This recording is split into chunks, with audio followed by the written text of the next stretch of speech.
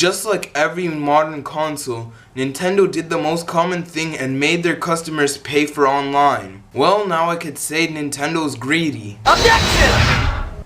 This is not greed. They are making you pay, but it's way less than the other consoles. I guess it does have some offerings, but I think they should work on it so it could appeal to more people. I was kinda surprised when I heard that Nintendo is making people pay for online, but in a company's perspective, it kinda makes sense.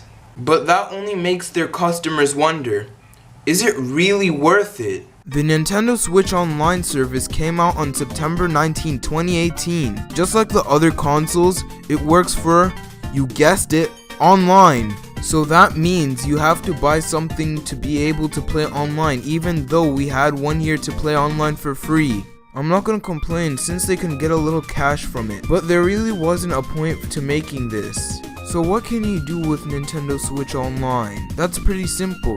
You can play online. It works for games that are meant to be played online, so Luigi's Balloon World doesn't count. It also isn't required for games like Fortnite since they don't require it in all platforms. You won't need it for things like the eShop, obviously, or YouTube, but you will need it for games like Smash or Mario Kart. I don't have an explanation to why this is, but now, if we compare Nintendo's online services to other companies like Sony or Microsoft, it's lacking in some areas. For starters, PlayStation Plus and Xbox Live gives offers. Some games are given a discount, but with Nintendo's service, they only have a tab for games with discounts. There aren't special discounts if you do have online.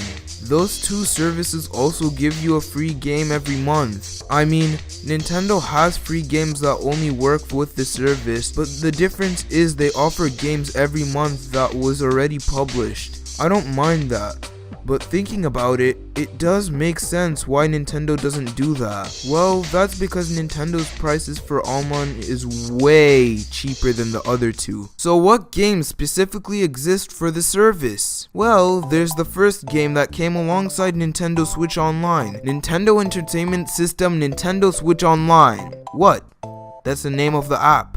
Is a program that lets you play NES games if and only if you have Nintendo Switch Online. It's a fun collection of games and new games get added every month. Wait, this sounds awfully familiar. The only difference with the NES Classic is there are more well-known games in it, and this is just littered with obscure NES games. It would be better if there were more Nintendo platforms, but a person can only dream. You can play these games online, but who even buys online just to play NES online? This is why SNES games would be better. The next game is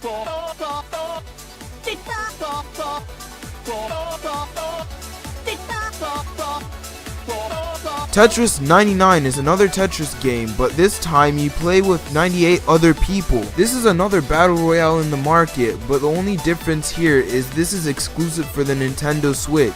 Your ears are fine, and you did hear that right. Nintendo exclusive.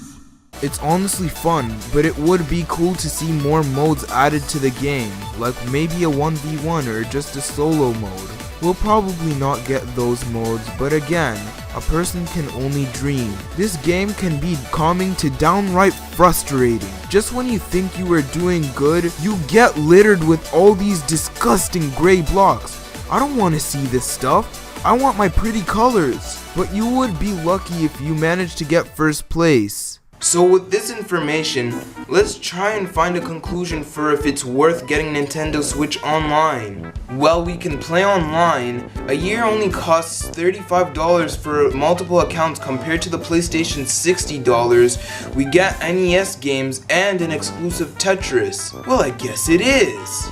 But that's only if you want it. Overall, this service isn't all that perfect, but I think we will get stuff to please us in the future.